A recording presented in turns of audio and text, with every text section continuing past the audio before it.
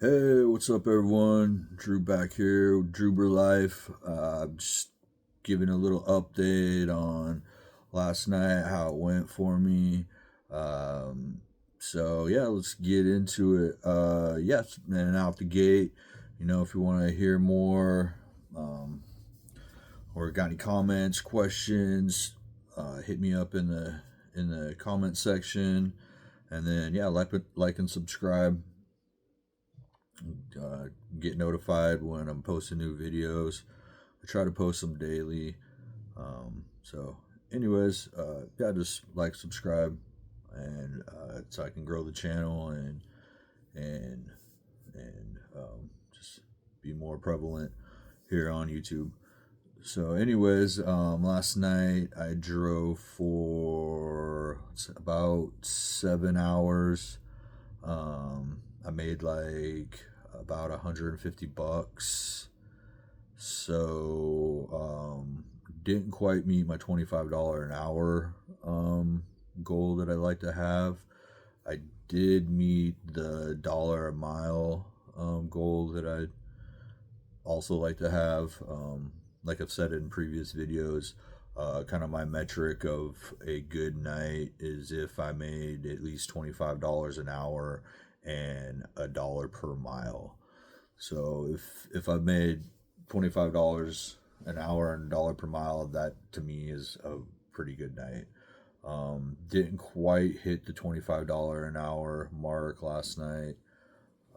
It got kind of slow for a minute. I think around like I think it was around like 3:30 in the morning, 3:30, 4 o'clock in the morning. I pulled over and was parked for probably a half hour or so before I got a ride request, and I actually was getting ready to head home, and I got the ride request, and then it kind of started going again for me. After that, I didn't really have to wait anymore.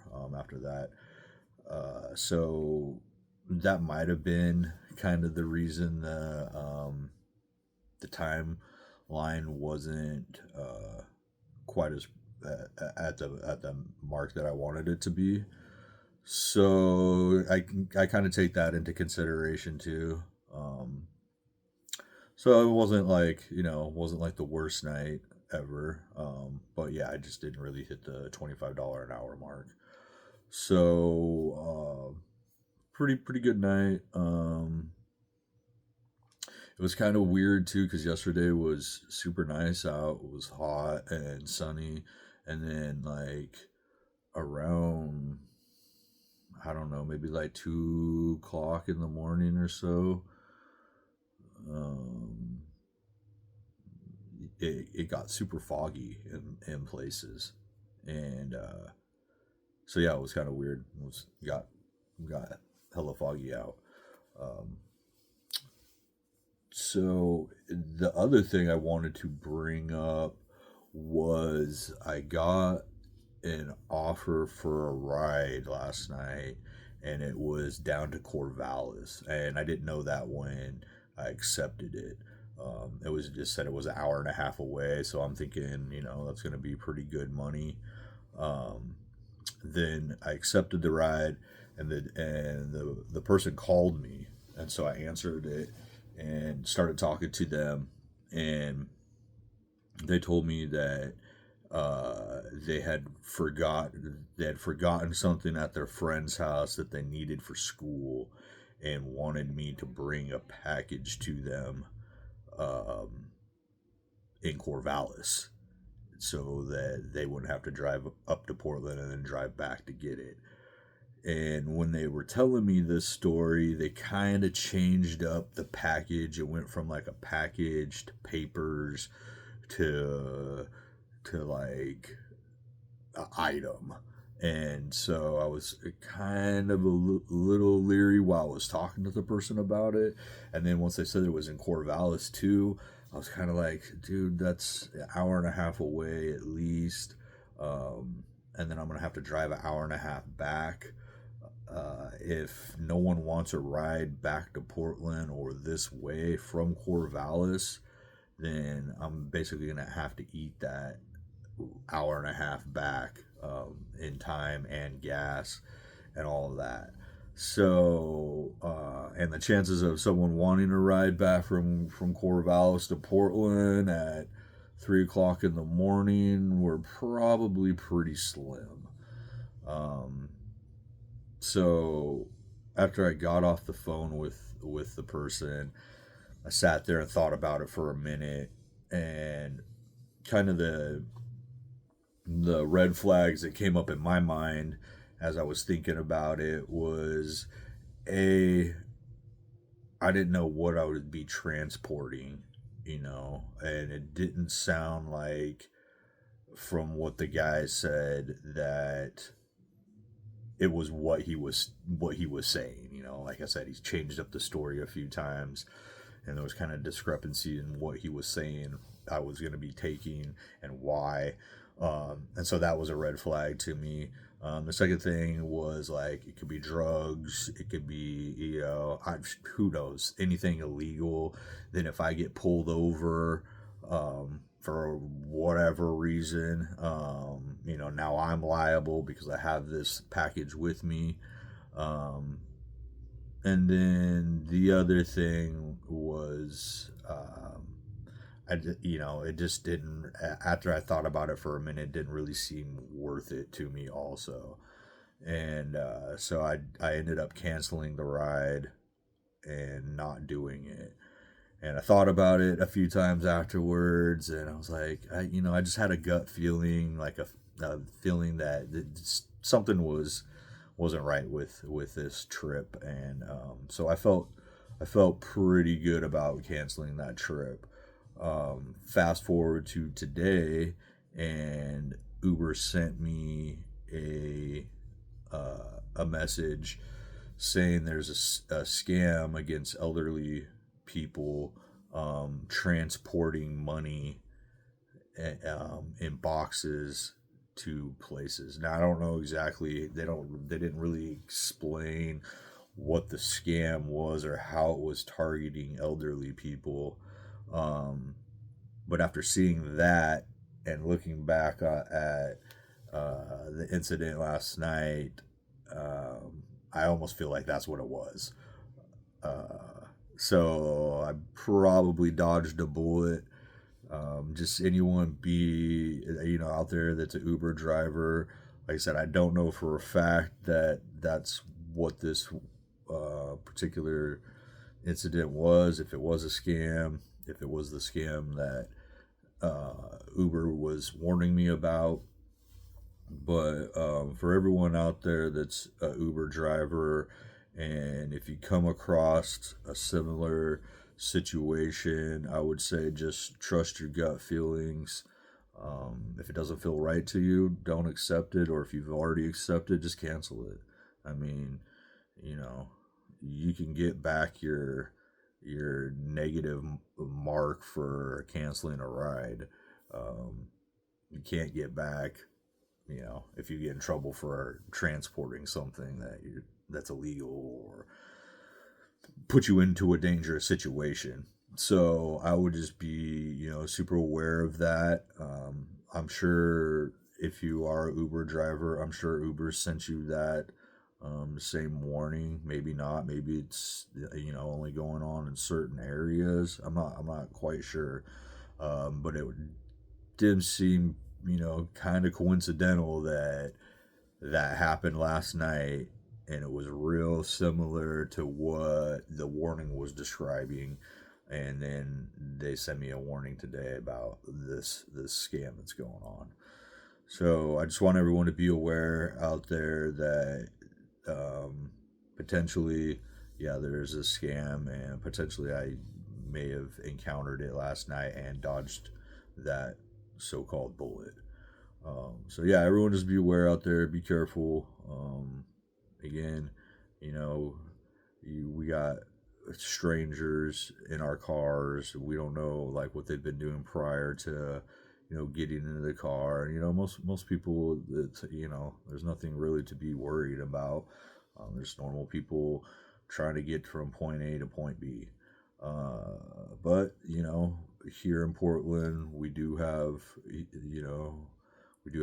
a pretty, um, you know, high drug abuse rate. Fentanyl is pretty prevalent here.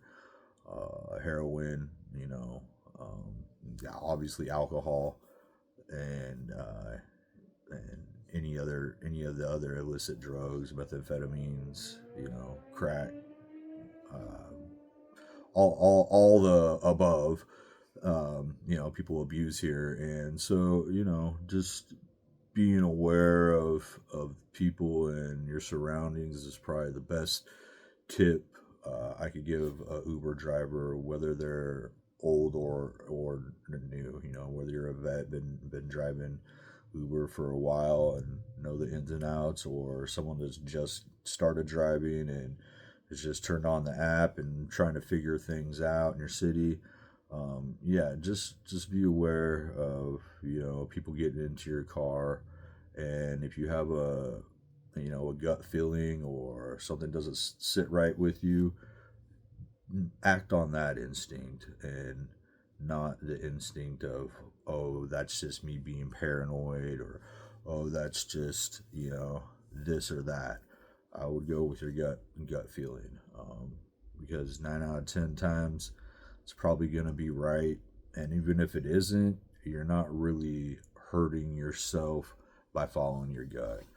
So that would be my advice to everyone, especially if you come across a situation similar to the one I described, where someone's trying to have you transport something. That to me is already kind of a red flag, because why wouldn't you just do it UPS or FedEx or USPS, or any of the shipping companies? Why wouldn't you just do that instead of having an Uber driver drive it? And then at this happened to take place around like 2 o'clock in the morning is when I got this request. So I mean, that's that in itself too. Like, you want me to bring something that you say you need at 2 o'clock in the morning down to Corvallis, an hour and a half away at least.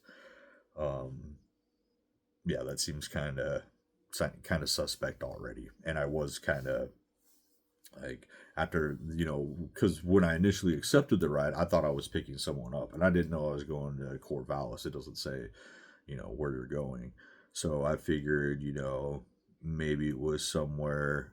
I knew it had to be somewhere kind of far away, because it's an hour and a half away. But I didn't know it was that far away. And so that too, that's kind of like, all right, you want me to bring a package to you, hour and a half away, and it's 2 o'clock in the morning. That just seems kind of suspect already. And then, like I said, the story and everything just didn't really add up, or just didn't really sit right with me. And so, like I said, I ended up canceling that ride. I actually don't think it dinged me on um, my acceptance rate or percentage. I think I was at 95 before that, and I'm still at 95, so it didn't ding me on that. I don't know if there's like a certain amount you do and then it dings you, or exactly how that works. But like I said, I feel like getting a acceptance rate percentage taken away is better than having to spend the night in jail, or something worse. So, anyways, just everyone out there, be aware of like I said, that this scam. And if you're getting a ride request that doesn't sit right with you, or some red flags pop up um, as it's happening, trust your gut. Um, you know, I don't know if you've already picked up the person, exactly how you could explain that away to them. You could say you got an emergency, you're gonna have to drop them off, you gotta go.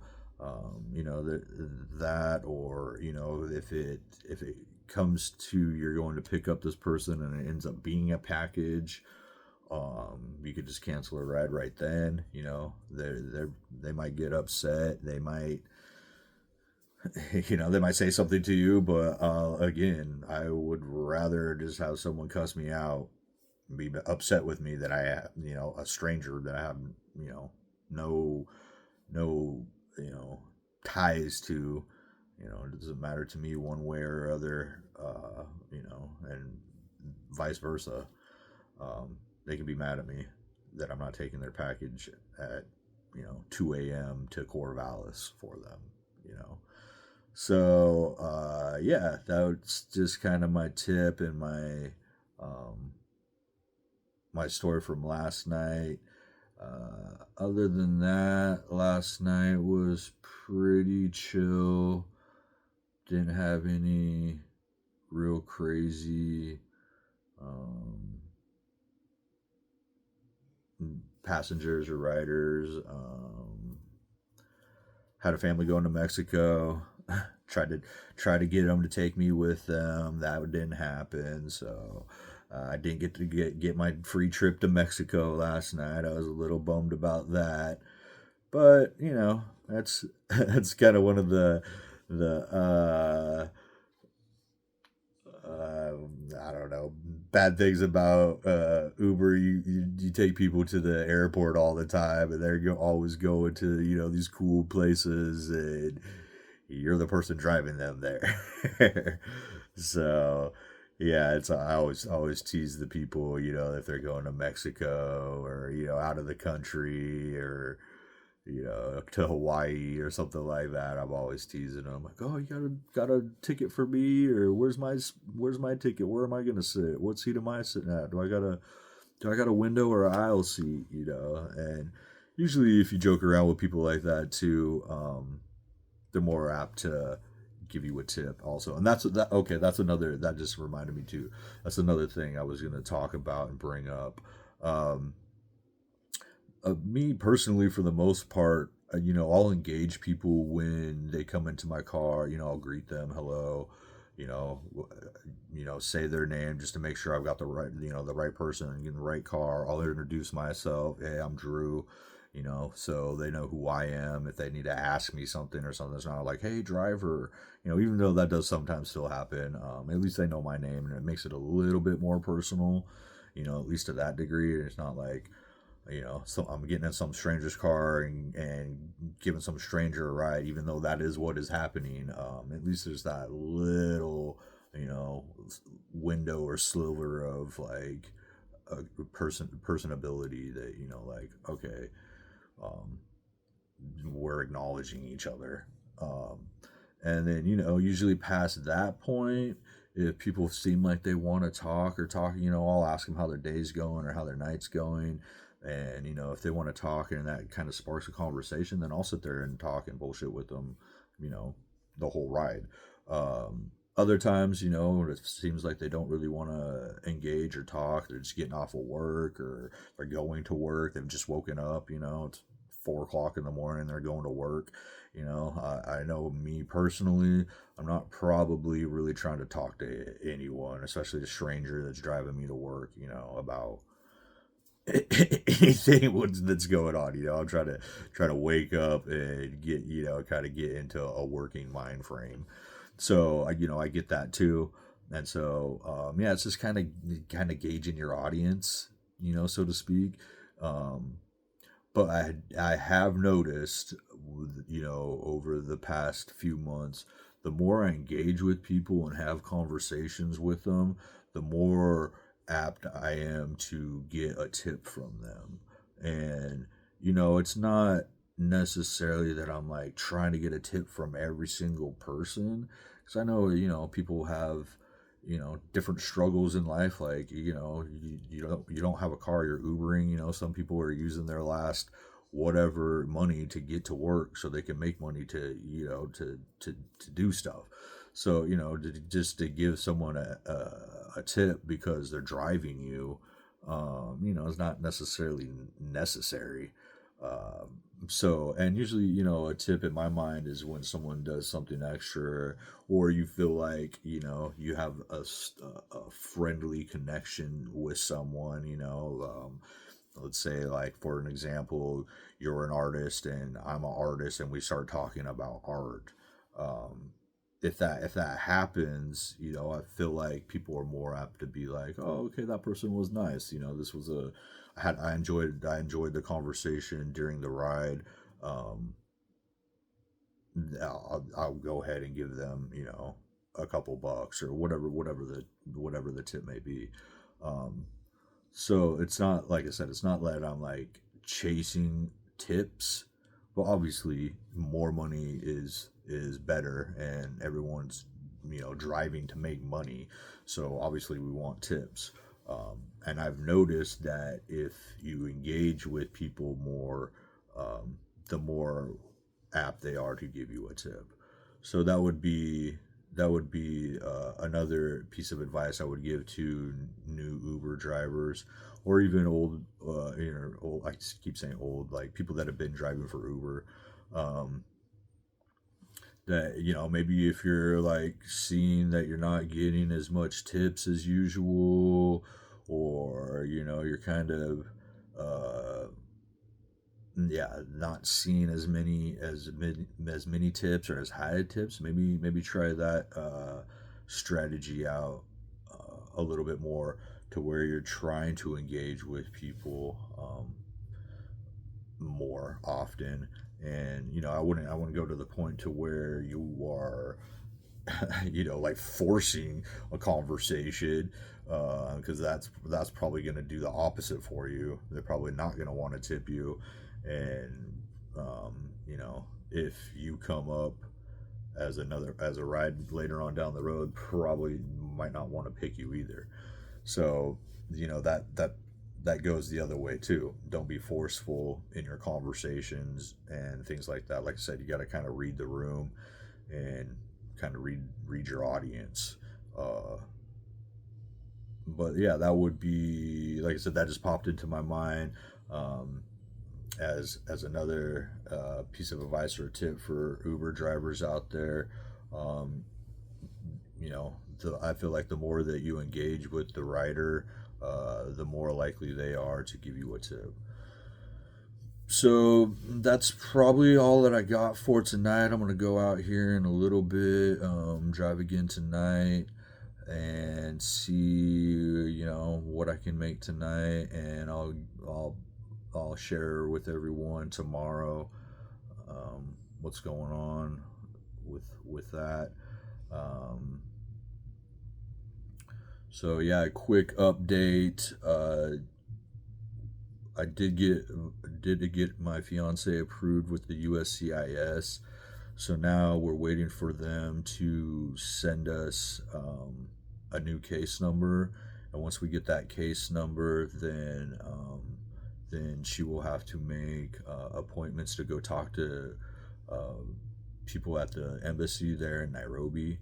And once that happens, hopefully we will get approved, and within a few months, I will be able to go bring her back from Kenya to Oregon, and start our lives together here.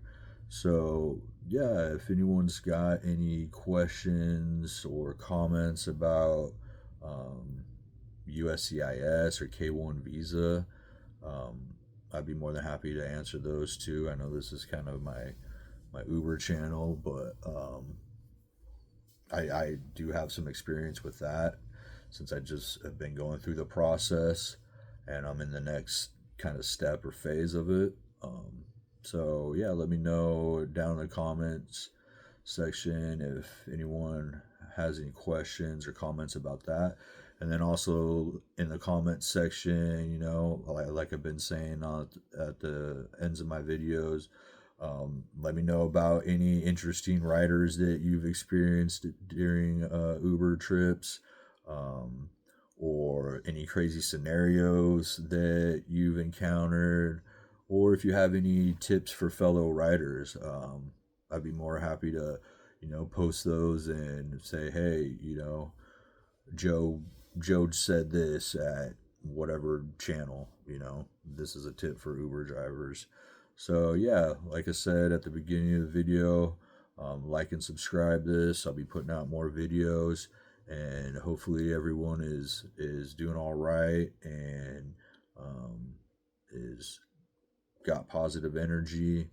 And yeah, that's it for tonight. So like I said, everyone be safe out there, drive safe, and much love and peace.